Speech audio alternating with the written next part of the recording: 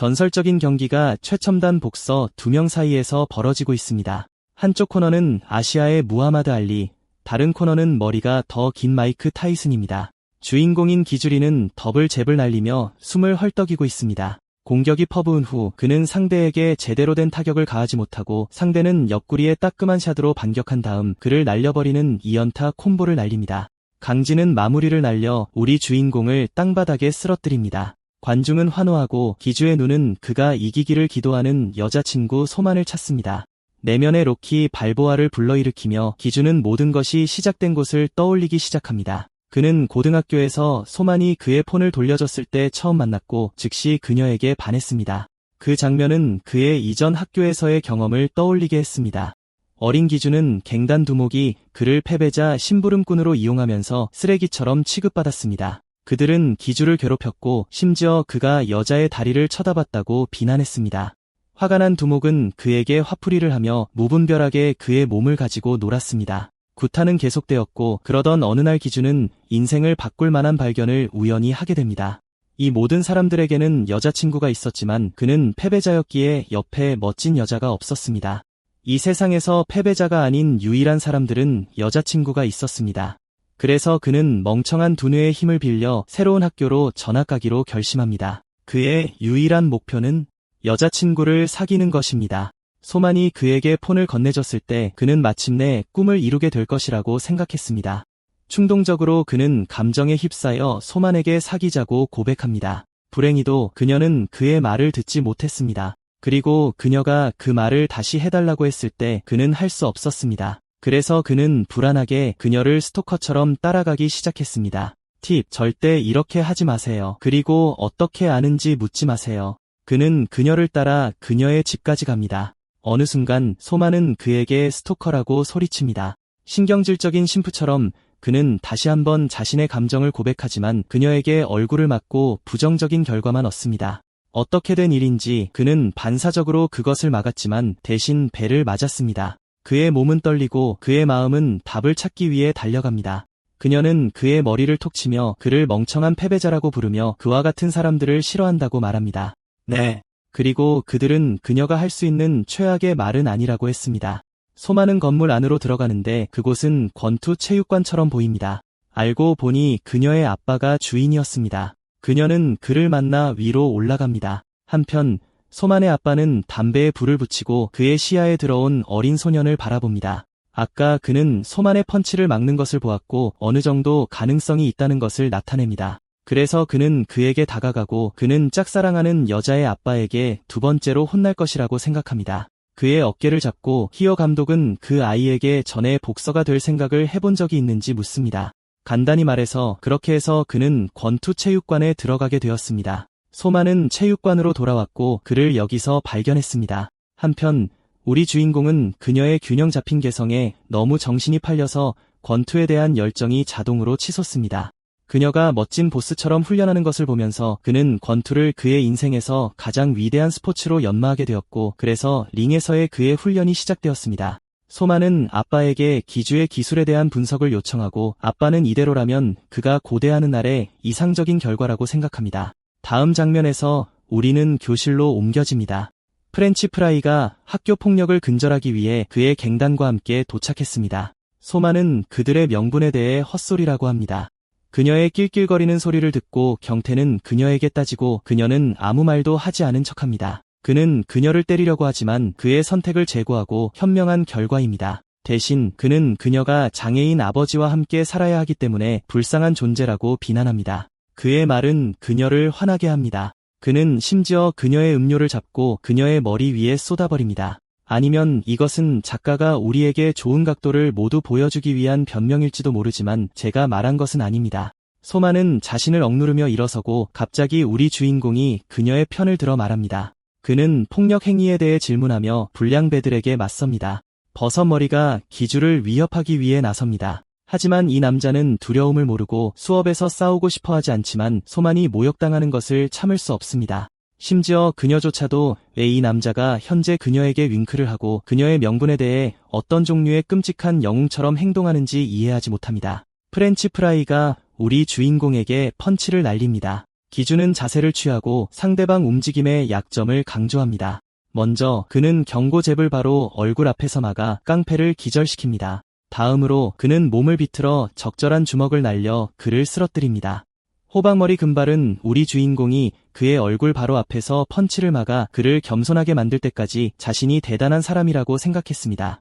기준은 체계적으로 두 번째 잽을 날려 그의 타겟을 강타합니다. 하지만 우리 주인공의 조주는 발로란트의 아이언 플레이어보다 더 나쁩니다. 그는 빗나갔을 뿐만 아니라 주먹도 부러졌습니다. 고통에 휩싸인 기준은 주먹이 부러졌는지 묻습니다. 그녀는 전혀 감동하지 않았습니다. 그는 아무것도 아닌 일에 멋있게 행동했기 때문에 실패했습니다. 놀랍게도 다른 반 친구들 중 일부는 우리 주인공을 칭찬하며 그가 사물함을 그렇게 파괴한 것에 대해 그를 살인 기계처럼 대합니다. 그들 중 일부는 심지어 경태의 두개골이 충격의 힘으로 폭발했다고 추정했습니다.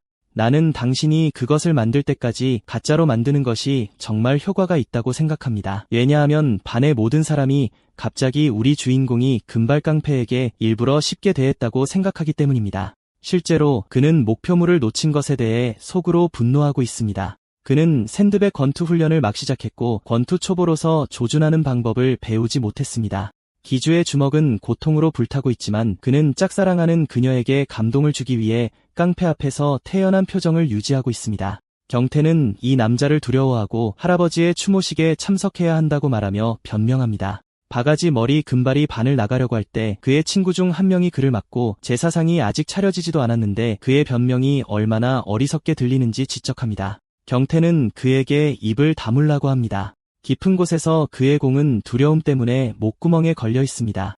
우리 주인공에 관해서는 그는 여전히 같은 자세로 포즈를 취하고 있으며 그의 반 친구들은 왜 그가 여전히 거기에 서 있는지 궁금해합니다.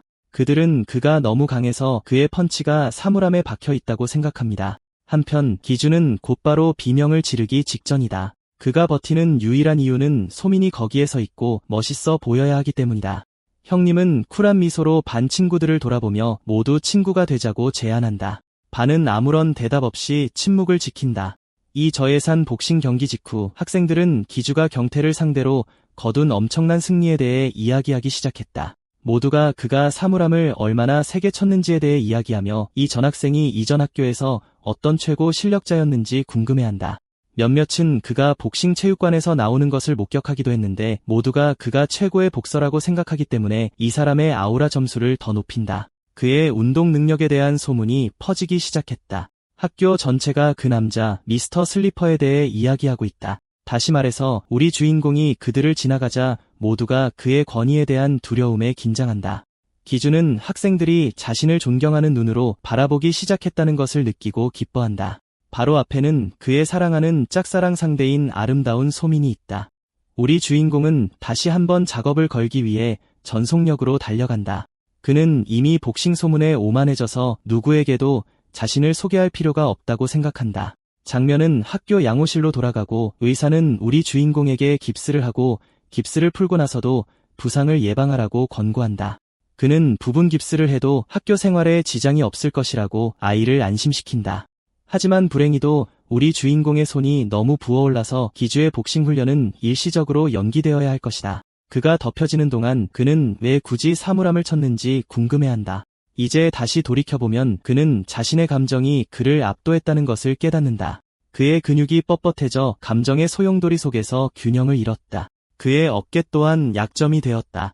이러한 요소들의 조합으로 인해 끔찍한 조준으로 빗나갔다. 그러나 그것은 또한 기주의 마음을 경이로움으로 채운다.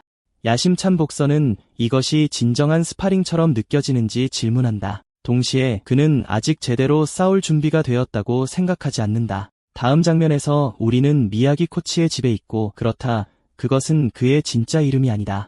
코치는 우리 주인공이 다쳤다는 이유만으로 한 달 동안 훈련을 쉬는 것을 용납하지 않으며 시간의 중요성을 강조한다. 어리고 순진한 기준은 스승의 말이 무슨 뜻인지 이해하지 못한다. 코치는 좌절감에 머리를 쥐어뜯기 시작한다. 사실 형님은 갚아야 할 빚이 많고 체육관도 감당할 수 없다.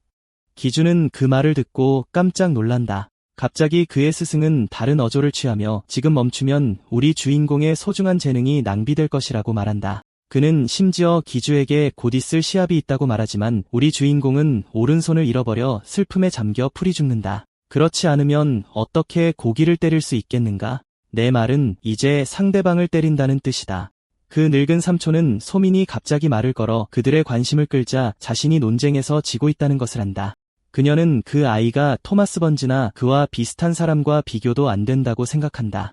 예를 들어 그는 타격에서 플리커 잽을 해낼 수 없다. 토마스 번즈와 플리커 잽에 대한 언급은 기주를 유혹하고 코치는 아이디어가 떠오른 듯 손가락을 튕긴다. 그 늙은이는 그것이 바로 그들이 해야 할 일이라고 믿는다. 그는 이것이 기주가 왼손만 사용하여 자신의 순전한 지배력을 드러낼 수 있는 좋은 기회라고 생각한다. 잠시 토마스 번즈에 대해 이야기해보자. 이 사람은 웰터급에서 라이트 헤비급까지 5개의 챔피언십 클래스를 석권한 복싱계의 전설적인 인물이다. 모두가 그의 스트레이트 제비 한 방에 죽이는 기술이라는 것을 알았지만 그의 진정한 비장의 카드는 스쿠나의 하이엔 시대에서 배운 궁극의 플리커 제비였다. 코치는 갑자기 우리 주인공이 토마스 번즈의 재림이라고 생각하고 기주의 레프트 잽을 무시할 수 없는 힘으로 바꿀 수 있다고 진심으로 믿는다. 오그의 사부는 우리 주인공이 레프트 잽만으로도 사람을 죽일 것이라고 연기하고 있다. 플리커 잽이라는 아이디어는 그 아이를 매료시켜 복싱 세계에서 더 강해지는 방법이 여러 가지 있다는 것을 깨닫게 해준다. 도전하기로 결심한 기주는 최선을 다하겠다고 선언한다. 그날부터 그의 레프트 잽 활용도를 높이기 위한 진정한 하드코어 훈련이 시작되었다. 기주는 샌드백을 부수고 나무를 때리고 심지어 미친 사람처럼 폭포를 치기 시작했다. 그는 심지어 코치가 시키지도 않은 끓어오르는 뜨거운 물을 응시하고 손을 담그는 것과 같은 일도 했다. 사부는 형님이 이때쯤 정신을 놓았다고 생각한다. 그가 체육관을 운영한 20년 동안 수많은 훈련생을 만났다. 그러나 기주는 그들 모두 중에서 최악의 재능을 가진 첫 번째 사람이다. 그래, 형님은 아무것도 얻지 못할 것이다. 다행인 것은 그가 그 늙은이에게 좋은 돈줄이 되기 때문에 그를 훈련시키는데 아무런 문제가 없다. 그 아이에 대해 칭찬할 만한 유일한 것은 스포츠에 대한 열정이다. 기주는 훈련 세션 후 깁스를 확인하고 자신의 약점을 세상에 드러내고 싶지 않아 주머니 안에 던져 넣는다. 가서 학교에서 무슨 일이 일어나고 있는지 확인해보자.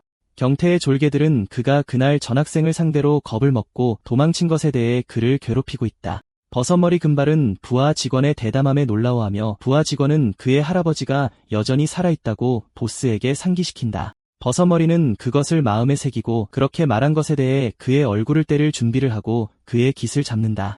싸움은 그의 일을 하고 있을 뿐인 파티에 의해 중단된다. 다른 사람은 계속해서 경태가 겁쟁이라고 부추기며 금발 펑크는 분노에 캔을 걷어찬다. 그는 그 전학생 때문에 자신의 이미지가 망가진 것에 짜증이 나서 걸어갔다. 파티는 어제의 엉망진창이 그저 운이 좋은 실수였다고 생각한다. 다른 아이조차도 기주의 진정한 실수였다고 생각한다. 왜냐하면 실제로 아무도 그 전학생이 실제로 싸우는 것을 본 적이 없기 때문이다. 그들은 여전히 그 문제에 대해 다투고 있으며 경태가 이 모든 것을 듣지 않기를 바라고 있다. 명심해라. 그는 말 그대로 2피트 떨어진 곳에 서 있기 때문에 실제로 모든 것을 듣고 그들을 놀린 것에 대해 소리친다. 경태의 친구들은 그가 다음에 어떤 묘기를 부릴지 궁금해한다. 면도칼을 꺼내서 그는 실제로 누군가를 찌르는 임무를 시작한다. 파티는 왕유에게 지도를 구하고 경태가 미쳤다고 강조한다. 왕유의 눈이 말 그대로 테이프로 감겨있을 때 고정관념에 빠지지 않기란 정말 어렵다. 어쨌든 이 고양이 애호가 변태쇼는 2학년 최고 실력자다. 한편 격분한 경태는 홀을 지나 기주의 교실 문을 3개 열고 들어온다. 형님은 더 이상 신경 쓰지 않고 연어는 펑크를 위해 지쳐있다. 우리 주인공은 신경도 쓰지 않는다. 그는 그저 자신을 싫어하는 사람들을 약 올리기 위해 켄드릭 라마를 듣고 있다. 경태는 두려움에 떨면서 칼날을 휘두르며 자신의 목표물을 주시한다. 저 멍청이가 눈에 보이는 사람이 몇 명인데 살인이라도 하려고 드네. 소만이 뭘 하려는지 눈치챘고 반 애들도 다 알아챘어. 경태가 잽싸게 달려들어 칼로 우리 기주를 베려고 달려드네. 음악 듣고 있는데 뚱땡이가 갑자기 우사인 볼트처럼 순간이동해서 경태를 잡아 막아서 다행이지. 만화에서 처음으로 제대로 된 일하는 조연 캐릭터인 듯. 칼이 하늘로 슉 날아가더니 웃기게도 우리 기주 오른손에 꽂혀버렸어. 기주 반 애들은 기겁하고 양아치들은 이제 큰일 났다고 생각하지. 근데 우리 기주는 아무렇지도 않아. 칼날이 소매를 뚫었는데도 당황한 표정 말고는 아무렇지도 않아. 이유는 간단해. 깁스 덕분에 안 다쳤거든. 그래서 아무렇지도 않게 칼을 빼는 거지. 팔에서 칼을 빼는데 아무렇지도 않으니까 반 애들은 벙찌지. 피 한 방울 안 흘리니까 다들 기주 몸이 이상하다고 생각하는 거지. 기주가 무섭게 쳐다보면서 경태랑 다른 애들을 겁주는 거지. 천천히 범인한테 다가가. 이제 무슨 일이 벌어질지 몰라. 바티수모는 일이 커질까 봐 기주를 말리려고 해. 기주가 칼로 경태 얼굴을 찌르려고 해. 헤드샷 각인데 쫄보처럼 움찔하면서 손을 들고 항복하는데 아무 일도 안 일어나. 기주는 그냥 웃으면서 칼을 돌려주고 아무 일도 없었다는 듯이 행동해. 뚱땡이랑 감자튀기는 어리둥절해. 경태의 친구가 대신 사과하면서 이 상황에서 빠져나가려고 해. 그래, 원피스는 실존한다. 기주는 다음부터 조심하라고 차분하게 말해. 소만이는 이제 안심해. 기주를 걱정하는 건 아니야. 아빠 돈줄을 잃고 싶지 않은 거지. 웃긴 건 양아치들이 기주 표정을 경고로 받아들인다는 거야. 건드리면 가만 안 둔다는 식으로. 수업 끝나고 복도에서 학생들이 계속 떠들어. 기주는 복싱 포스터를 보면서 감독이 말한 운명의 이벤트가 이거인가 생각하는 거지. 지역 스포츠 챔피언십. 얼굴에 미소가 번져. 기주는 벌써 아시아 무하마드 알리가 돼서 세계 챔피언 벨트를 차지하고 사람들이 자기 이름을 숭배하는 상상을 해. 다른 복서들은 자기 천재성에 비하면 평범하다고 생각하는 거지. 토마스 번즈 급으로. 기주는 지역 타이틀을 따면 학교 사람들이 자기를 존경할 거라고 생각해. 놀랍게도 고양이가 나타나서 기주를 깜짝 놀라게 해. 귀여운 고양이를 안아 올리자마자 쓰다듬어 달라고 떼를 써. 기주는 고양이랑 부둥켜 안고 애정을 쏟아. 고양이를 좋아하면 좋아요 눌러주세요. 고양이 주인이 이름을 불러. 예전에 봤던 눈 찢어진 애잖아. 기주는 털뭉치에 주인이 있다는 걸 깨달아. 놀랍게도 고양이는 으르렁거리면서 기주 손에서 뛰쳐나가 계단으로 도망쳐. 나는 이 녀석이 애완동물을 키우면 안 된다고 생각해. 왕유는 곧 돌아올 거라는 걸 알고 괜찮아해. 왜 저렇게 덩치 큰 남자가 고등학교에 있는 거야? 왕유는 똑같이 복싱 포스터를 보더니 기주를 이상한 눈으로 쳐다보고 손을 잡지 뭐야. 청혼이라도 하려고? 기주는 갑자기 들이대는 남자 때문에 당황해. 왕유는 아무 말도 없이 슥 지나가. 저 PDF 파일 같은 녀석은 앞으로 있을 시합 때문에 신났고 기주는 자기가 벌써 팬이 생긴 건가 생각하고 있어. 다음 장면에서는 코치가 기주가 복싱 챔피언십에 나갈 생각도 하지 말라고 소리쳐. 순진한 주인공은 벌써 자기가 이길 거라고 확신하고 있어서 코치는 겁에 질려. 코치는 기주가 석 달 훈련했다고 너무 자만한다고 생각해. 지금 상태로는 챔피언십에서 박살날 게 뻔해. 기주가 그만두면 코치는 빚 때문에 망할 거야. 빚 때문에 코치는 기주가 챔피언십에 나가지 못하게 막으려고 해. 기주는 뻔뻔하게 웃으면서 토마스 번즈한테 배운 필커잽이 있다고 말해. 깁스도 몇 주 안에 풀 거니까 괜찮다고. 코치는 다른 방식으로 접근해서 기주가 더 대단한 사람이 될 거라고. 챔피언십은 기주의 신같은 재능에 비하면 아무것도 아니라고 말해. 가스라이팅 오지네. 호날두가 유소년 축구클럽에서 뛰는 거랑 똑같다고 비유까지 해. 우둔한 주인공은 그 말을 믿고 현실적이라고 생각해.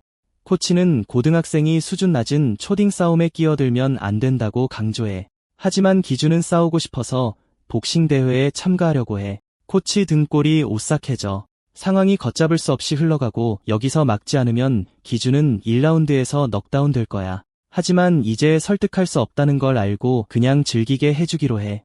코치는 앞으로 있을 챔피언십을 위해 새로운 훈련 프로그램을 짜줘. 기주는 신나서 코치 말에 동의해. 첫 번째 훈련은 줄넘기 3만 번이야. 나머지 훈련은 생략하고 4주 후로 바로 넘어가지. 두 사람이 코치를 찾으면서 체육관으로 들어와. 기주는 용건을 묻고 철성 복싱클럽에서 헤어 코치를 찾으러 왔다는 걸 알게 돼.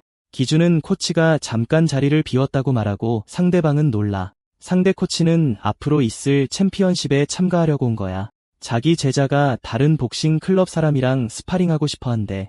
하지만 보다시피 코치도 없고 다른 제자도 없어.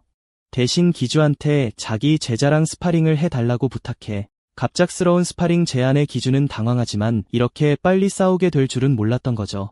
링에 올라선 기주는 이제 실력을 시험해 볼 때라고 생각합니다. 싸움이 시작되고 기주는 감정을 폭발시키기보단 최대한 자제하려고 노력합니다. 눈앞에는 평범한 일반인 아마추어가 있습니다. 상대가 먼저 공격해오지만 기주는 두려울 게 없습니다. 첫 펀치는 놀랍게도 좋은 가드 덕분에 막았지만 다른 쪽 손은 텅 비어 있습니다. 기주는 완벽하게 펀치를 피하고 너무 신나서 자기가 뭘 했는지 자랑스러워합니다. 빈틈을 확보한 기주는 첫 펀치를 날리기 직전입니다. 하지만 갑자기 훅을 정통으로 맞아 날아갑니다. 상대 코치는 공격을 주도하라고 격려하고 기주는 처음으로 맞는 것을 즐깁니다. 상대가 또다시 달려들자 기주는 가드를 올립니다. 꾸준한 잽 공격에 제대로 된 빈틈을 찾지 못하고 얻어맞고 있습니다. 이 장면은 허 감독의 훈련 시간을 떠올리게 하고 허 감독은 펀치를 당기거나 던질 때마다 빈틈이 생긴다고 말했습니다. 기회 포착을 노리던 기주는 빈틈을 발견하고 첫 번째 왼손 잽을 날려 상대의 얼굴을 깨끗하게 강타하는 데 성공합니다. 기주는 이 싸움이 이미 끝났다고 생각하고 플리커 잽 기술로 공격을 주도하기 시작합니다. 기주의 정확한 플리커 잽 컨트롤은 다른 감독에게 감탄을 자아내고 상대는 잔혹하게 코너로 몰립니다. 기주가 카운터를 날리려는 순간 상대는 똑같은 순간을 이용해 반격합니다. 서로의 펀치가 교차합니다. 기주는 스치는 정도의 상처만 입었지만 상대는 얼굴을 정통으로 맞아 몇 초 동안 비틀거립니다. 기주는 또다시 깨끗한 타격을 날리고 자신이 토마스 번지의 환생이라도 된 듯 기뻐합니다.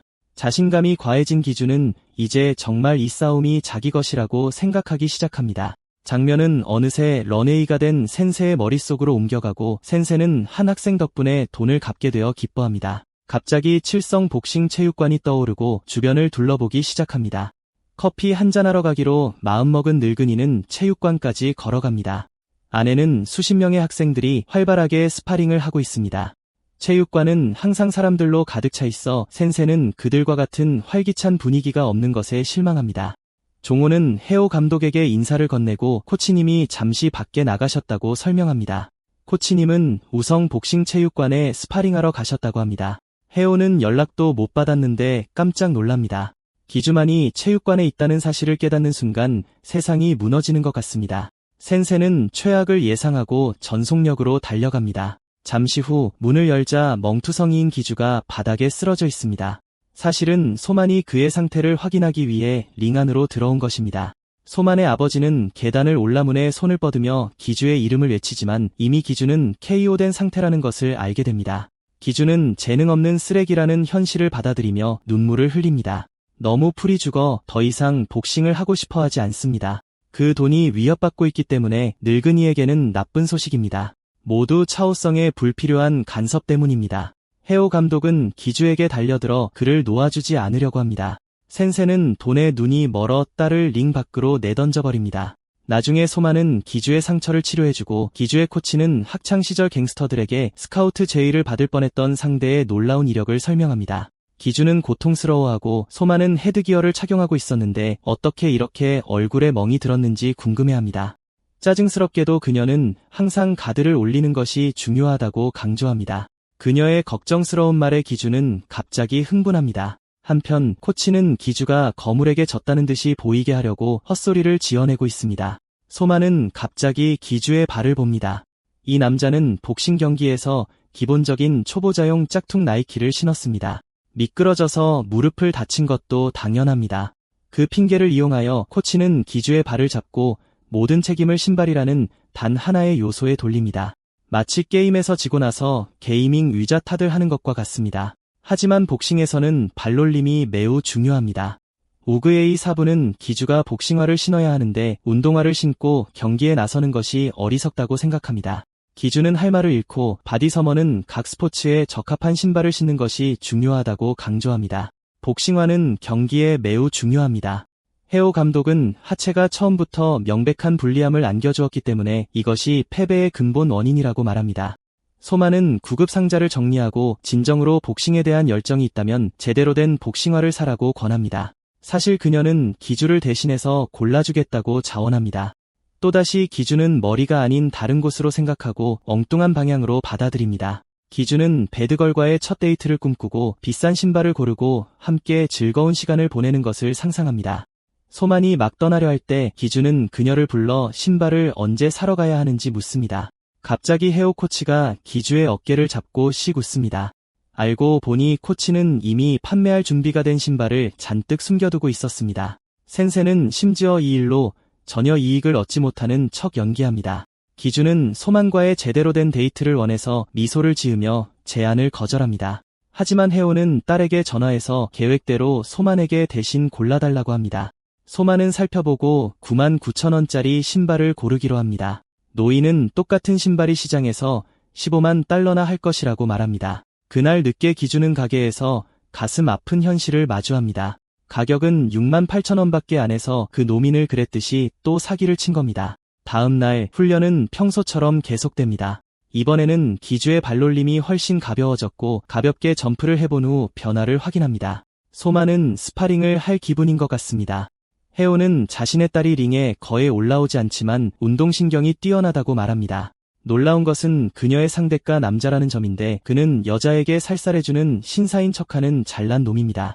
기준은 소만을 얕잡아보는 그 남자가 마음에 안 듭니다. 두 파이터가 인사를 나누며 싸움이 시작됩니다. 기준은 자신의 짝사랑이 처음으로 싸우는 모습을 보게 되어 기쁩니다. 소만은 첫 펀치를 막지만 곧바로 제배 얻어맞습니다. 상대는 꽤 세게 치며 그녀를 강타합니다. 물러서면서 옆구리에 훅을 꽂아 넣습니다. 상대가 정신없이 주먹을 퍼부어서 소미가 따라가기 힘들어해. 기준도 소미가 걱정되기 시작하고 피지컬 차이가 너무 큰 건 아닌가 싶어 하여 코치는 기준에게 눈 크게 뜨고 보라고 중요한 기술을 배우게 될 거라고 해. 기준은 궁금해서 소미가 어떤 엄청난 기술을 쓸지 가까이서 지켜봐. 소미의 상대가 경기를 끝내기 위한 마지막 일격을 가해.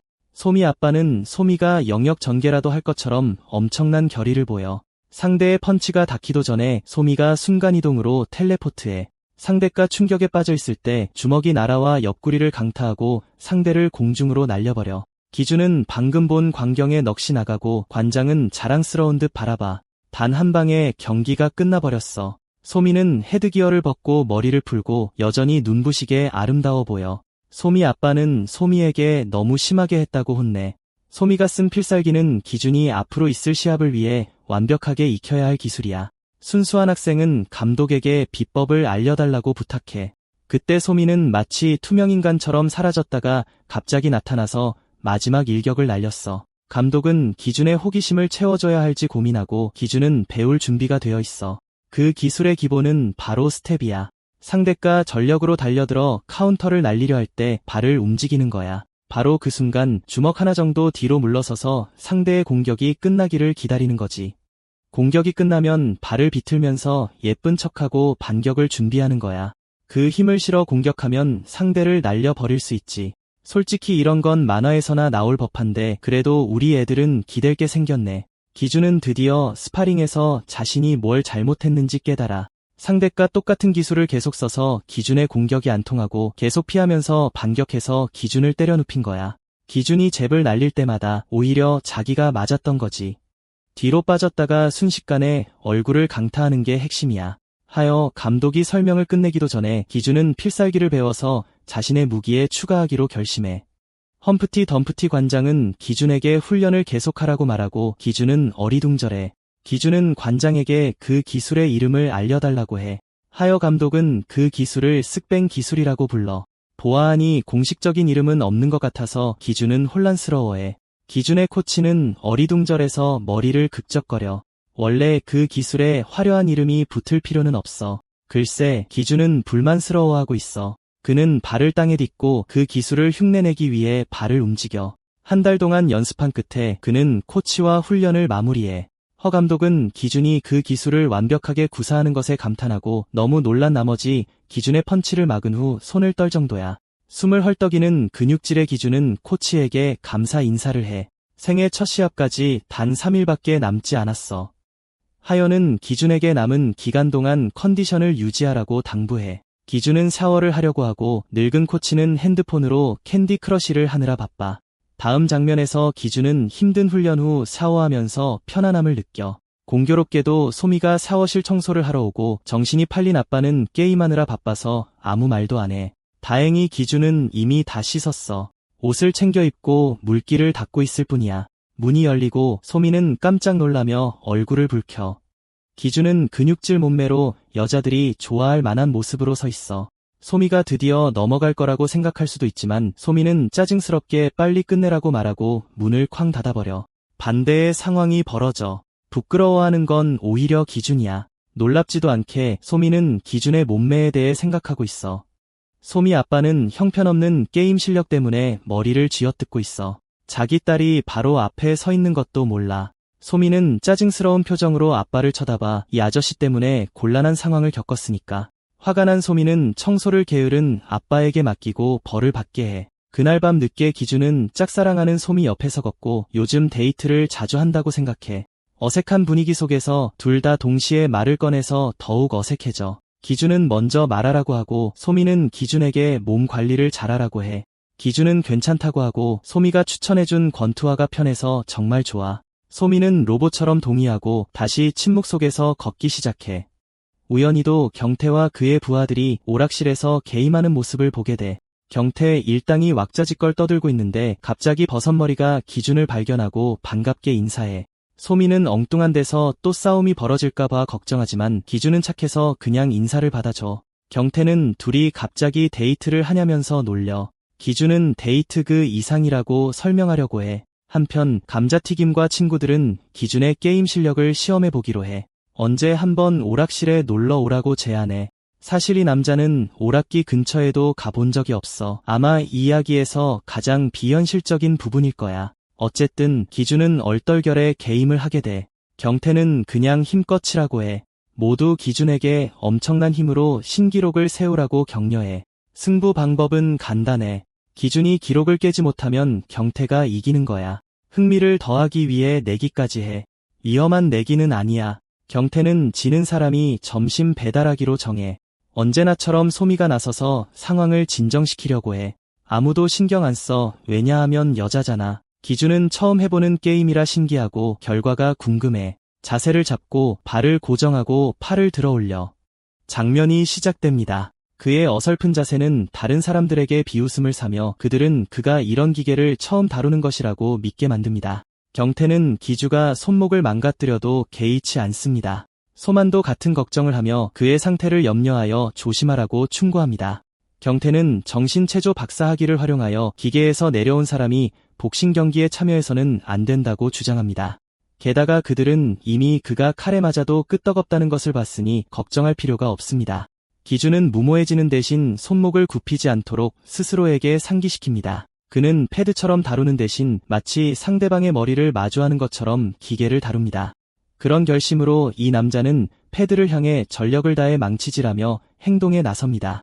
점수 측정기는 경태의 920점에 비해 형편없는 450점에서 멈출 때까지 숫자를 급증시킵니다. 너무 한심해서 금발 양아치는 웃음조차 참을 수 없습니다.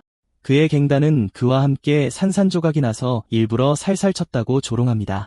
그들은 기주가 내기에서 점심 당번을 지키기를 바라며 소많은 경태의 졸개들이 상관없이 끼어든다고 소리칩니다. 금발 양아치는 그들의 행동에 괜찮아하며 심지어 기주의 불쌍한 상태를 구할 방법을 제시합니다. 소만은 그들의 장난에 질려 그만하라고 촉구합니다. 그들은 단순한 내기에 너무 심각하게 행동한다고 그녀를 조롱합니다.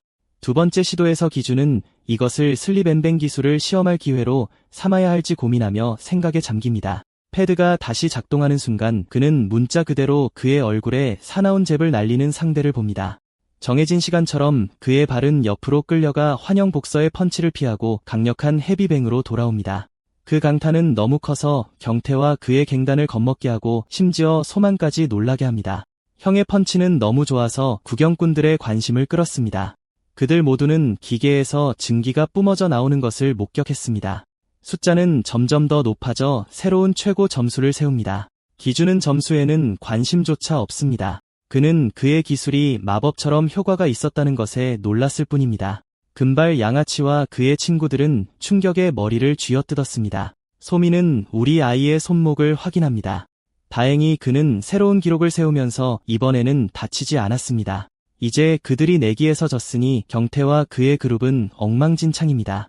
전문가 협상가처럼 행동하며 형은 우리 아이에게 아첨하며 내기는 단지 재미였다고 강조합니다. 하지만 소미는 그들을 그냥 보내지 않습니다. 그녀는 한 번에 빵 2개를 좋아하는 것을 강조하며 이 남자를 웨이터처럼 대합니다. 그의 어깨를 툭 치며 그녀는 그가 항상 친구들을 백업으로 사용할 수 있다고 으쓱하며 걸어갑니다. 소마는 기주의 손을 잡고 그들의 엉망진창에서 그를 끌어냅니다. 드디어 오늘이 왔습니다. 제10회 스포츠 복싱 선수권 대회입니다. 모든 종류의 참가자들이 경기 전에 몸을 풀고 있습니다. 선수 탈의실에서 하오 코치와 소마는 초조하게 기주의 도착을 기다립니다. 그는 늦었고 더 이상 전화를 받지도 않습니다. 형은 소만의 전화도 받지 않으니 분명 무슨 일이 일어났습니다. 감독은 한 직원이 기주의 대회 참가를 확인하러 올 때까지 최악의 상황을 두려워합니다. 허는 침착하게 행동하며 그가 오는 중이니 조금만 기다리자고 제안합니다. 그러나 그는 기주가 나타나지 않을 가능성이 높으므로 시간을 낭비하고 싶어하지 않습니다. 히오 코치는 그의 학생을 믿고 곧 도착할 것이라며 이 남자에게 기다려달라고 애원합니다. 그에게 험악한 표정을 지으며 그 남자는 기주가 10분 안에 나타나지 않으면 즉시 실격될 것이라고 강조합니다. 그 문은 감독의 얼굴 앞에서 쾅 닫히고 그를 화나게 합니다. 그는 딸에게 다시 휴대폰을 확인하라고 말합니다. 소마는 걱정스럽게 그에게 무슨 일이 생겼을까 궁금해합니다. 사실 기주는 오는 중입니다. 단지 그는 엄청난 교통체증에 갇혀 있습니다. 그는 심지어 운전사에게 더 빨리 가라고 재촉하지만 이 시점에서 그는 많은 사람들 때문에 아무것도 할 수 없습니다. 오후 3시까지 도착해야 한다는 것을 알고 있는 운전사는 기주에게 아직 3km 남았으니 뛰는 것이 좋다고 말합니다. 우리 아이는 택시 요금도 내지 않고 내려서 질주합니다. 그는 코너를 돌고 발을 구르며 최대한 빨리 가고 있습니다. 사람들은 기주가 그의 체력 덕분에 제 시간에 도착할 것이라고 굳게 믿고 그의 장엄한 도약을 목격합니다. 문이 열리고 소만과 효코치는 그들의 아이가 마침내 도착했다고 생각했지만 점점 짜증을 내는 코디네이터가 그의 인내심을 잃어가고 있었습니다. 그들은 그들의 파이터가 바로 근처에 있다며 강한 코디네이터를 달래려고 노력했습니다. 코디네이터 씨는 잠시 심각하게 생각했습니다. 그는 이 행사를 위해 열심히 일해왔습니다. 너무나 많은 파이터가 있어서 늦은 신인을 기권 처리하는 것은 큰 문제가 아닙니다.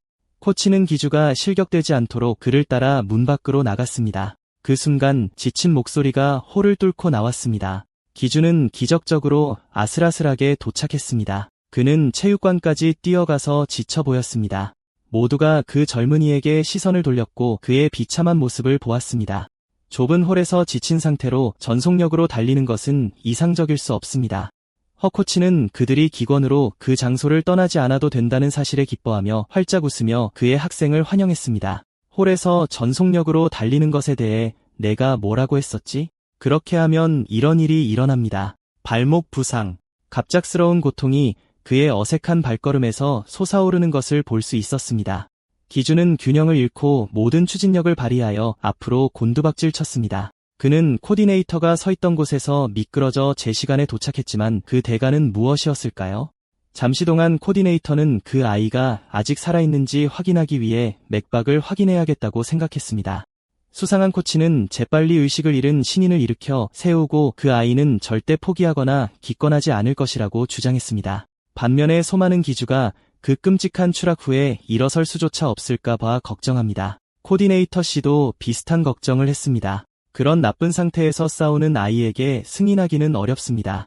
그가 대회에서 제외될 수도 있다는 소식을 듣고 기주 안에서 무언가가 깨어났습니다. 고통스럽지만 결연한 눈으로 그는 코디네이터에게 링에 오를 준비가 되었다고 확신했습니다. 아마추어 경기 코디네이터인 안경은 여기서 결의에 찬 날카로운 눈빛을 보기 드물다. 그 아이에게 기회를 주어 결국 그의 참가를 승인했다. 범생이가 사라지자 허코치는 제자를 데려다가 최대한 준비시켰다. 그들에게는 시간적 여유가 별로 없다. 장비를 갖추기도 전에 기주의 속이 뒤집혔다. 3km 전력 질주로 아침 식사가 섞여버렸다. 이제 다시 쏟아져 나올 것 같다. 코치와 그의 딸은 양동이나 비닐봉투라도 찾으려고 했었다. 몇 분 후 토사물을 치우고 장비를 갖춘 기주의 10회 스포츠복싱 챔피언십 첫 경기가 시작되려 한다. 더그아웃에서 허코치는 그저 오늘을 위해 힘든 훈련을 모두 기억하라고 상기시켰다. 기주는 누구보다 열심히 노력했다. 운이 좋다면 그 노력이 결과를 보여줄 것이다. 코치는 수상하지만 이 신인에 대한 믿음은 진짜다. 오늘 그는 좋은 경기를 기대하고 있다. 불행히도 기운을 북돋아주는 이야기는 효과가 없는 것으로 드러났고 기주는 완전히 정신이 나갔다. 그는 멍한 시선으로 걸어다니는 송장처럼 보였다. 정신을 차려보니 선수 입장을 위해 링으로 불려 올라가고 있었다. 실내 체육관은 관중보다 빈 좌석이 더 많았지만 분위기는 강렬했다. 아마추어 경기에 참석하는 사람들은 피에 굶주린 절대적인 변태들이다. 자신의 아이를 복싱의 실제 세계로 내보내기 전에 코치는 아이에게 마지막 조언을 했다. 오늘의 상대는 전형적인 인파이터다. 그들의 전투 계획은 치고 빠지는 거리 싸움이어야 한다. 기준은 긍정적으로 대답했지만 여전히 정신을 놓은 듯 보였다. 링에 발을 디뎠을 때 온몸이 찝찝했고 기주의 다리는 걷잡을 수 없이 떨렸다. 레드코너의 상대는 자신감 있게 그의 앞에 서 있다. 레드코너의 추산에 따르면 그의 앞에 있는 비틀거리는 신참은 한 방이면 끝장날 것이다. 소마는 기주를 걱정했다. 누구나 그의 하체가 아까 삐끗한 발목 때문에 완전히 망가졌다는 것을 알 수 있었다. 설상가상으로 과도한 발안으로 체액이 빠져나가고 있다. 경기 전 전력 질주가 정말 큰 타격을 입혔다. 양쪽 코너가 준비되자 심판은 선수들을 앞으로 불렀다. 코치, 관중, 관계자들은 숨을 죽이고 흥분과 집중으로 지켜봤다. 심판은 링 중앙에서 선수들에게 고전적인 경기 전 규칙 설명을 해주었다. 이 시점에서 허 코치는 아이를 경기에서 빼는 것이 옳은 일인지 궁금해지기 시작했지만 이제 의심할 여지가 없다. 종이 울렸고 경기가 공식적으로 시작되었다. 심판은 종과 동시에 소리쳤고 1라운드가 시작되었다. 이 신인 경기에 참석한 관중은 활기찼다. 관람석은 큰돈을 벌기 위해 도박을 하는 타락한 도박꾼들로 가득 찼다. 1라운드는 천천히 시작되었다. 기준은 레드코너가 지켜보는 동안 시작 자세를 유지했다. 그는 아이의 호흡이 진정되지 않았다는 것을 알 수 있었다. 링에서 1라운드에 지치면 가지고 놀기 딱 좋다. 인상적으로 기준은 따끔거리는 잽 세례를 받으면서도 가드를 올리고 있다. 레드코너는 계속해서 그에게 날카로운 잽을 날렸고 기준은 천천히 물러서야 했다. 허 코치는 아이에게 코너에서 빨리 나오라고 소리쳐야 했다. 인파이터에게 밀리면 안 된다. 그 신인은 코치의 지시를 들을 수 있었지만 그의 눈은 상대의 움직임을 따라가지 못하는 것 같았다. 그의 글러브는 너무 무겁게 느껴졌고 시야가 흐려지고 복제되기 시작했다. 극심한 고통스러운 입장으로 인해 첫 경기의 압박감이 그를 덮치고 있다. 신체적, 정신적 피로가 장난이 아니었다. 그의 손발은 움직일 수 없었다. 물론 이것은 그를 상대에게 좋은 샌드백으로 만들었다. 또 다른 코너잽 세례가 쏟아지는 가운데 기주의 오른손이 마침내 떨어지면서 그의 수비에 큰 구멍이 생겼다. 레드코너의 빈틈없는 눈은 그 떨어짐을 포착하고 즉시 그런 실수를 이용하기 위해 밀고 나갔다. 그 모든 짜증나는 잽 이후 그는 마침내 진짜 펀치를 날리기 위해 엉덩이가 큰 팔을 휘둘렀다. 소만이 그에게 소리를 지르지 않았더라면 기주는 그저 가만히 서서 착한 아이처럼 맞았을 것이다. 그녀의 목소리는 그를 그 깊은 멍한 상태에서 깨울 수 있는 유일한 것이었다. 그러자 그는 코치의 가르침을 분명히 떠올렸다. 그는 상대의 카운터에 대응하는 방법을 배웠던 것을 기억했다. 정확히 주먹 하나 너비만큼 뒤로 미끄러져 피하면 된다. 그 움직임이 그의 뇌리에 깊이 새겨지자 그의 오른발이 부드럽게 따라왔다. 상대의 공격이 착지 직전 몇 인치 앞에서 끝나는 순간 판도를 뒤집을 기회가 생길 것이다. 이것은 허 코치의 특허 슬립뱅을 날릴 완벽한 시기다. 기준은 능숙하게 뒷발을 비틀었다. 그것이 생성한 힘은 그의 몸 전체로 전달되어 그의 주먹에 힘을 실어주었다. 허 코치는 입을 벌렸다. 군중 속의 타락한 도박꾼들은 그들의 플레이에 대해 짖는 것을 멈췄다. 소마는 마치 장인의 작품을 보는 것 같았다. 처음 몇 순간은 분명히 그렇게 느껴졌지만 현실은 종종 실망스럽다. 사실 기주의 주먹은 몇 센티미터 차이로 활짝 열린 얼굴을 빗나갔다. 영광스러운 KO의 잠재력이 낭비되었다. 기주는 체육관에 있는 누구보다 혼란스러워했다. 그는 모든 것을 제대로 했다고 생각했지만 결국 부족했다. 그를 망친 부분은 뒷발축이었다. 그는 정확히 주먹 하나 너비만큼 짧았다. 레드코너는 거의 강타를 먹을 뻔한 충격에서 재빨리 회복했다. 그는 반격을 준비하면서 길을 비켰다. 솔직히 거의 그를 쓰러뜨릴 뻔한 펀치는 무서웠지만 이것은 복싱이다. 싸우고 모든 이점을 활용해야 한다. 기주가 꼼짝 못하고 있는 상황에서 그의 머리는 헤드샷에 활짝 열려 있었다. 상대의 전력 어퍼컷이 그를 말 그대로 날려버렸다. 관중들이 열광합니다. 어퍼컷 KO만큼 흥분되는 건 없지. 오늘의 다음 기적으로 기주는 착지에 성공해서 그 사나운 어퍼컷을 버텼어. 이쯤 되니 코치도 진짜라고 믿기 시작해. 관중석에서 보기엔 기주가 사이타마한테 맞은 것 같았어. 하야오 코치가 믿기 시작하자마자 그 믿음은 산산조각났지. 로프를 잡지 못했다면 그는 끝났을 거야. 그럼에도 불구하고 그 어퍼컷은 레드코너에게 리드를 밀어붙일 자신감을 줬어. 기준은 쓰러지지 않았지만 오래 버틸 수 있을 것 같지도 않아. 그냥 조용히 쓰러졌다면 레드코너에게 더 나았을 텐데. 이제 그는 더 많은 고통을 견뎌야 해. 경기가 격렬하게 진행되는 동안 누군가가 당당하게 덕아웃을 걸어가고 있어. 그 이상한 녀석 왕유였어. 지금 그는 코칭 스태프 대신 부하 몇 명이 자기 길을 살려주고 있지. 그의 바람잡이들은 계속해서 기주를 자극하던 멍청이들이었어. 왕유는 경태에게서 그 녀석이 펀칭머신 기록을 깼다는 소식을 들었어. 솔직히 경태는 좀 멍청하지만 신체적으로 약하지는 않아. 왕유와 부하들이 체육관에 들어갔을 때 그들은 두 파이터가 링에서 격렬하게 싸우는 것을 보며 관중들의 활기찬 응원을 받았어. 그들은 방금 전까지만 해도 기주를 헐뜯고 있었지만 그가 프로처럼 주먹을 휘두르는 것을 보고 입을 다물었어.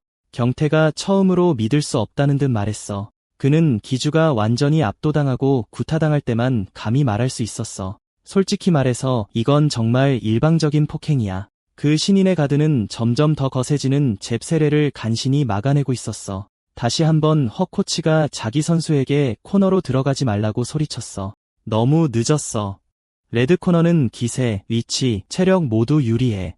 기주는 발을 앞으로 내디디려 했지만 캔버스에 떨어진 땀에 미끄러졌어. 미끄러지면서 그는 앞으로 넘어졌고 힘껏 상대를 붙잡아 기세를 잃었어. 레드 코너는 눈에 띄게 좌절했어. 클린치가 너무 오래 지속되자 심판이 개입해서 떼어내야 했어. 그들이 분리되었을 때 기주는 정신을 차리기 위해 심호흡을 했어. 그는 겉으로도 엉망이었고 속은 더 엉망이었어. 심판을 쳐다보니 시야가 두 개로 보이고 무슨 말을 하는지 거의 들리지 않아. 그가 분명히 알아들을 수 있는 유일한 말은 경기를 시작하라는 신호였어. 전처럼 그는 굳건한 가드를 치고 웅크리고 있는 동안 상대는 공격을 퍼부었어. 글쎄, 이 거북이는 오래가지 못했어. 팔은 쉽게 내려왔고 깨끗한 일격으로 주먹이 뚫고 들어왔어. 멋진 좌우 콤보가 그의 이미 흔들리는 세상을 뒤흔들었어. 레드 코너는 콤보에 어퍼컷을 하나 더 추가했어. 기주의 턱은 너무나 쉽게 노출되어 있었어. 소마는 아버지에게 수건을 던져달라고 부탁했어. 그들의 선수는 끝났어. 포기하는 대신 헤오 코치는 실제로 경기를 끝까지 진행하고 싶어 했어. 그는 그 아이가 특별할지도 모른다는 희망을 붙잡고 있어. 기주는 아직 실력이 없지만 운이 좋아. 술에 취한 사람은 교통사고에서 술에 안 취한 사람보다 덜 다치는 거 알지. 그 이유는 충격을 받을 때 몸이 긴장하고 굳어지지 않기 때문이야. 그 결과 그들은 사고의 충격을 훨씬 더 잘 받아들여. 그래서 술을 마시고 운전하는 거야. 농담이야. 정말로 그러지 마. 지금 이기주는 작은 사고를 당한 술 취한 바보 같아. 극도의 피로 속에서 그는 무제한의 공격을 받아들일 수 있는 스펀지가 되었어. 게다가 그의 움직임은 이제 몽롱한 상태에서 순전히 그의 본능에 의해 인도되고 있어. 링에서 그와 마주하는 것은 좀비를 복싱하는 것과 같아. 그를 고통 속에서 버티게 하는 동기는 승리해서 소만에게 자랑하고 싶다는 생각이야. 그녀 앞에서 후광을 잃을 수는 없지. 다시 말해서 튼튼한 좀비는 프로파이터에게 쉬운 상대여야 해. 그렇지, 틀렸어. 이 좀비는 프로의 본능과 기본 훈련을 받았어. 지금 그의 몸은 숙이고 피하는 지시에 따라 움직이고 있어. 그 과정에서 몇 대 맞을 수도 있지만 슬립과 스웨이 같은 회피 동작으로 물처럼 흐를 수 있을 거야.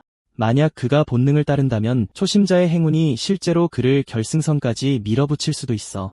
소마는 이제 행운에 모든 희망을 걸기로 했어. 한편 왕유와 그의 부하들은 험담을 멈췄어. 그들은 이제 싸움에 완전히 빠져 있어. 마지막으로 헛스윙한 이후 처음으로 기주가 펀치를 날렸어. 불행히도 그는 실수를 반복했고 정확하지 않은 뒷발 때문에 몇 센티미터 모자랐어.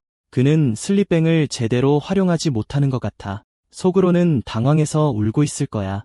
이 장면은 첫 번째 헛스윙 펀치의 리플레이처럼 보였어. 레드코너는 그를 로프로 몰아넣고 인파이터가 무엇을 할 수 있는지 보여줬어. 끔찍한 바디샷 이후 그의 몸은 콤보가 계속되면서 오믈렛처럼 접혔어. 늦은 회복 덕분에 상대의 주먹이 간신히 그의 머리를 빗나갔어. 기주의 몸은 본능적으로 앞으로 덤벼들었고 그의 체중 전체가 부상당한 발에 실렸어. 그는 다리가 마침내 풀리면서 뚝 소리가 나는 것을 느꼈어. 이러한 일련의 사건은 1초도 채 안 되는 시간에 일어났어. 모든 것이 제대로 되려면 여러 가지가 잘못되어야 했어. 이번 경기 전체에서 처음으로 기주의 글러브가 상대에게 닿았고 그것은 정신이 번쩍 들게 하는 일격이었어. 실력은 부족했지만 운과 신 그리고 애니가 그를 도왔지. 허 코치의 필살 슬립뱅으로 마무리를 지었네. 왕유와 그의 부하들은 넋이 나갔지. 제대로 잘못 건드렸다는 걸 깨달은 거야. 관중석의 열기가 대단했어. 이런 수준 높은 경기는 흔치 않지. 드디어 심판이 결과를 발표하려고 나섰어. 소마는 입을 벌린 채 레드코너 선수가 KO패 당하는 걸 지켜봤어. 기주는 여전히 자세를 유지했고 체육관안은 환호성으로 가득 찼어. 허 코치는 다시 이길 거라고는 상상도 못했을 거야. 기주는 서서히 무슨 일이 일어났는지 깨닫기 시작했어. 그가 갈고 닦은 기술이 통했어. 그가 두 팔을 들자 환호성이 더욱 커졌어. 첫 경기에서 첫 승리를 거둔 거야. 경태와 그의 친구는 당황했어. 그들이 계속 괴롭히던 녀석이 프로 선수를 정정당당하게 KO시킨 거야. 반면에 왕유는 결과가 마음에 드는 것 같았어. 기주가 링에서 복수할 기회를 잡지 못할까 봐 걱정했거든. 마침내 공식 발표에서 블루코너의 이기주 선수가 1라운드 KO승을 거뒀다고 선언했어. 링에서 내려올 때쯤 하 코치는 기쁨에 겨워 눈물을 글썽거리고 있었어. 그의 시선은 관중석에서 오라 농사를 짓고 있는 남자에게 향했어. 아무도 없을 때 그와 스파링을 했던 남자였지.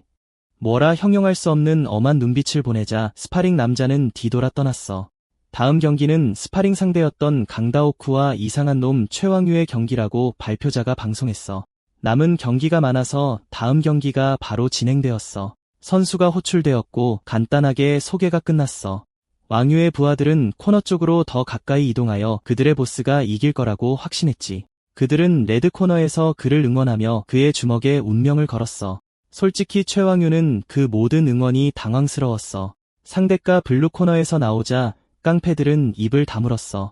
인정하기 싫지만 그 남자는 엄청나게 강해 보였거든. 그 순간 왕유는 코치의 장황한 설명을 듣는 것을 멈췄어. 그의 시선은 배고픈 상어처럼 상대를 향해 고정되었어. 그는 강다오쿠가 빠른 드릴로 손을 푸는 모습을 지켜봤어. 긴장한 기색은 전혀 없었어. 그는 침착하고 냉정해 보였어. 진짜 살인마 같았지. 반면에 왕유는 끔찍한 범죄라도 저지를 듯한 표정이었어. 두 선수 모두 입장이 허용되었고 심판은 1라운드 시작을 알리는 신호를 보냈어. 이상하게도 그들은 바로 싸우지 않았어. 그들은 적당한 거리를 두고 서로를 응시했어. 왕유는 상대가 조금 불만스러웠어. 그가 정말 재미있게 놀고 싶었던 녀석은 몇 분 전에 경기를 끝냈거든. 이기주의 대기실에서 코치는 생각을 정리하고 다음 경기는 포기해야 한다는 결론을 내렸어. 소마는 혼란스러웠어. 아빠는 아까 기주를 계속 링에 올리려고 했잖아. 하코치는 오늘 이룬 것만으로도 충분히 놀랍다고 인정했어. 하지만 지금 상태로는 기주가 다시 링에 오를 수 없어. 여기서 멈춘다면 더 이상 다치지 않고도 영광을 얻을 수 있어. 복싱협회 회장이 서명한 인증서를 받을 수 있어. 기권하면 자동으로 2위를 할 수 있어. 그것도 나쁘지 않잖아. 소마는 아빠가 종이 한 장과 준우승에만 관심이 있다는 사실에 부끄러움을 느꼈어. 뭐 아빠를 탓할 수는 없지. 그들의 체육관은 1년 동안 트로피나 벨트는 고사하고 인증서 한 장 받은 적이 없거든. 게다가 그들은 지난 경기에서 운이 얼마나 크게 작용했는지 알고 있었어. 트라우마를 남기기보다는 앞서 있을 때 빠지는 것이 나을 수도 있어. 행운이 챔피언십까지 데려다 줄 수 있을까? 코치 히오는 순수한 본능으로 싸우는 아이를 떠올리며 잠자는 야수의 모습을 보았어. 그는 잠시 가능성을 고려했지만 즉시 묵살했어. 코칭 스태프가 결정을 내리기 전에 기주 자신이 깨어나 정신을 차렸어. 그는 누구도 기권하지 않을 거라고 주장했어. 무슨 일이 있어도 결승전을 치르고 싶어해. 코치는 웃으며 이번 첫 이벤트에 너무 무리하지 않도록 가벼운 마음으로 만류하려고 했어. 이에 기주는 갑자기 일어나 유령처럼 걸어갔어. 회복하는데 시간을 너무 많이 낭비했어. 이제 그는 메인 무대에서 현재 경기를 보고 싶어해. 1라운드가 얼마 전에 시작했으니 볼 수 있을 거야. 그렇지. 메인 이벤트 홀에서는 열광적인 관중들이 이례적으로 조용히 경기를 지켜보고 있었어. 왕유의 부하들은 심판이 10까지 세는 소리를 듣고 말을 잇지 못했어. 모두가 숨을 죽인 채 카운트가 천천히 올라갔어. 그 순간 기주가 카운트가 끝날 무렵에 도착했어. 링에서 강다오쿠는 쓰러진 상대를 무표정한 얼굴로 내려다보고 있었어. 마침내 10까지 카운트가 끝났고 왕유는 매트 위에 아무 반응도 없었어. 관중들은 KO 경기를 맘껏 즐기고 있어. 디오쿠는 링에서 나가기 전에 자신의 작품을 마지막으로 한번 쳐다봤어. 거만하고 이상한 녀석은 두들겨 맞고 엉망이 되었어. 일방적인 학살이었지. 디오쿠의 코치는 글러브를 벗는 동안 걱정스러운 듯이 초보자에게 너무 심하게 하지 말라고 상기시켰어. 그 녀석이 싫어서 펀치를 좀 날려야 했다고 대답했어. 어쨌든 정말 대단한 경기였어요. 이제 녀석들도 잠깐 쉬면서 회복할 시간이 있겠지. 더그아웃으로 돌아가는 길에 디오쿠는 KO승을 거둔 다른 녀석과 마주쳤어. 오늘 코치는 그의 다음 실력 없는 상대를 간단히 설명해주려 했지만 디오쿠는 늙은이의 말을 무시했어. 대신 자신감 넘치는 걸음으로 기주에게 다가갔지. 기주는 자기도 모르게 침을 꿀꺽 삼켰어. 애들아, 침 삼키는 건 -5라라는 뜻인가? 엿듣고 있는 거리에서 디오쿠는 꾸준히 선전포고를 했어. 스파링 이후 그들의 첫 제대로 된 경기를 기대하고 있다고. 그는 이 아이에게 멸망의 어깨 패드를 줬고 기주의 링에 오르려는 의지는 흔들렸어. 소만이 그에게 따라잡았을 때쯤 싸움은 이미 끝났어. 그녀가 더그아웃 밖에서 볼 수 있었던 건 온갖 감정에 떨고 있는 그녀의 남자친구뿐이었어. 그녀는 부드럽게 그의 등을 두드려주며 너무 무리할 필요 없다고 안심시켜줬어. 다음에 무슨 일이 일어나든 그는 이미 충분히 증명했어. 시작하기도 전에 패배감을 느끼는 대신 기주는 정신을 차리고 결승전에서 경쟁하기 위해 용기를 냈어. 그 모든 부정적인 것들은 중요하지 않아.